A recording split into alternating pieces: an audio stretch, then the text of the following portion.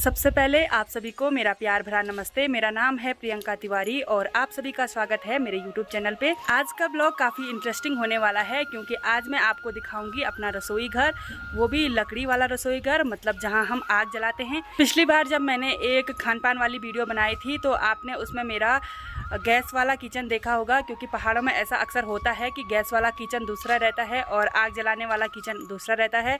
तो दूसरा किचन देखने के लिए हमको सीढ़ियों से ऊपर जाना पड़ेगा। तो ये रहा मेरा किचन और ये रहा हमारा चूल्हा। एक दिन हमने यहाँ पे पकौड़ियाँ बनाई थी तो ये बहुत गंदा हो रखा, उस दिन से मैंने लिपाई नहीं की इस चूल्हे की।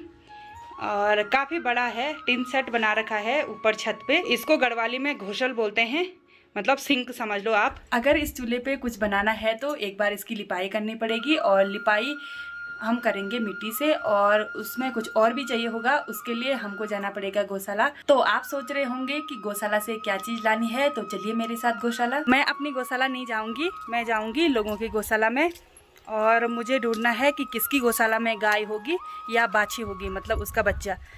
तो देखती हूँ। आपको एक बात बता दूं कि हमारे यहाँ मतलब हमारे गांव में गौशाला बीच गांव में नहीं होती हैं, गौशाला एक साइड होती हैं जहाँ सब लोगों की गौशाला रहती हैं। अभी लोगों ने अपना गुठियार साफ कर दिया है, मतलब इसको बोलते हैं जहाँ पे गाय भैंस रहते हैं, और इनके यहाँ अंदर है बोला बाछी का मॉल। तो ये सासू जी ने मेरे को गोबर दे दिया है। मुझे गौशाला से चाहिए था गोबर, और इतना गोबर काफ़ी है। ये गाय का गोबर है और इसके साथ करेंगे हम अपने चूल्हे की लिपाई। ये है हमारा पुराना प्रेशर और इसमें हम हमेशा मिट्टी भिगोते हैं लिपाई के लिए। और पहाड़ों में एक बर्तन मिट्टी को भिगाने के लिए रहता ही रहता है, और इस पे है मिट्टी। ये देखिए चिकनी मिट्टी है, इतनी मिट्टी काफी है। और इसमें मैं थोड़ा डालूंगी जो मैं गोबर लेके आई हूँ, तो इतना गोबर काफी है इसमें। और इसको मैं इसमें डाल दूंगी और इसमें थोड़ा गुनगुना पानी डालूंगी। इसको मैं आधे घंटे तक भिगोने के लिए रख दूंगी, और जो ये चिकनी मिट्टी के जो ये गोले हैं ये बिल्कुल पानी में घुल जाएंगे, और उसके बाद मुझे आसानी होगी लिपाई करने में। जब तक मिट्टी भीगती है तब तक मैं दूसरा काम कर लेती हूँ।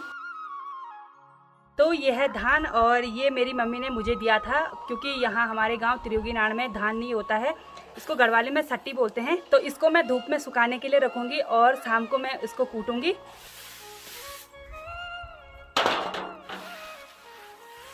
और अब ले चलती हूँ मैं आपको अपनी ओखल में। ओखल को गढ़वाली में वखलू बोलते हैं। तो यहाँ पे है हमारी ओखल। इसमें तो बरसात का पानी भरा हुआ है क्योंकि यहाँ रोज़ बारिश हो रही है, और एक बार मैं इसको अच्छी तरह से साफ़ कर दूँगी। अगर शाम को बारिश नहीं होगी तो जो मैंने ये सट्टी सुखाने के लिए रखा है उसको मैं इस वखले में कूटूँगी।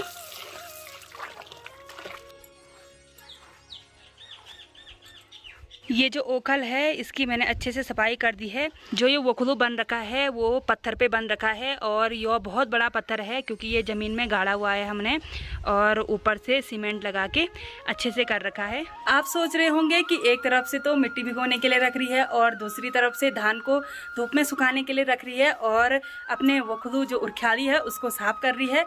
तो आप वीडियो को अंत तक देखें और आपको पता चल जाएगा कि मैं ऐसा क्यों कर रही हूँ, क्योंकि आज का वीडियोस बहुत मज़ेदार होने वाला है। मैंने धान को सुखाने के लिए रखा और वो छोटी छोटी चिड़िया आके धान खा रही है। मम्मी मैंने टाइगर रख दिया, अब ना पक्षी एक भी नहीं आएंगे, कौवे भी नहीं, क्योंकि कौवे भी खाने के लिए आ रहे थे। डर गए ना वो बाघ को देख के। लेकिन ये तो खिलौना बाघ है। हाँ, सोचते हैं ये असली है। अभी ये मिट्टी अच्छी तरह से भीग गई है और इसमें मैं थोड़ा और पानी डालूंगी। अब मैं इस चूल्हे की लिपाई करूंगी।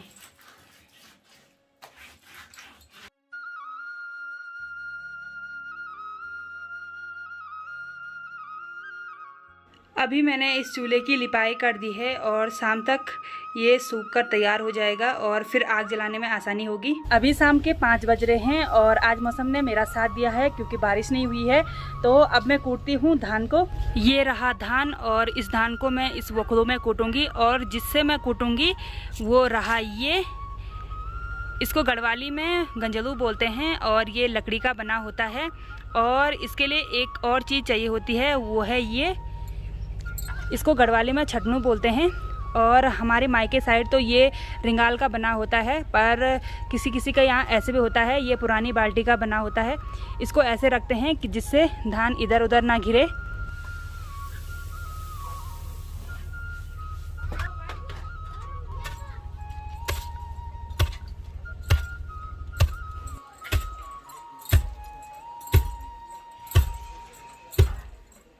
थोड़ी देर तक कूटने के बाद इससे भूसा अलग हो गया है और अब मैं इस भूसे को अलग करूंगी।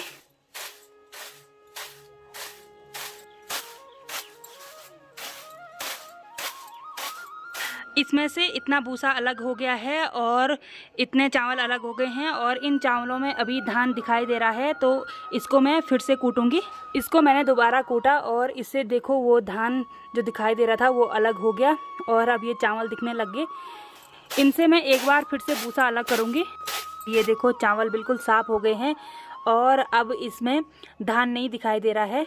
अभी मैंने धान कूट लिया है और अब मैं इस गंजाली को अंदर रखती हूँ क्योंकि मौसम बारिश का हो गया है, अब बारिश आने वाली है। तो मैं मिलती हूँ आपको शाम को अपनी रसोई घर में, वो भी आग वाली रसोई घर में।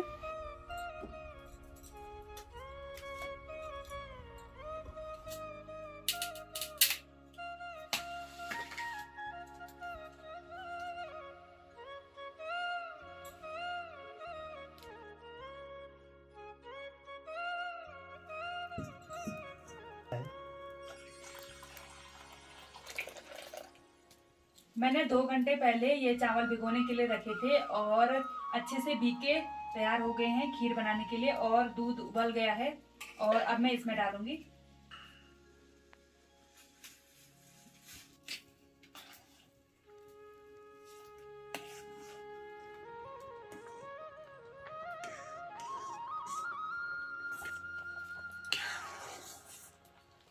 खीर बन के तैयार हो गई है और आज मैंने इसमें कुछ भी नहीं डाला, मतलब चीनी के अलावा कुछ नहीं डाला।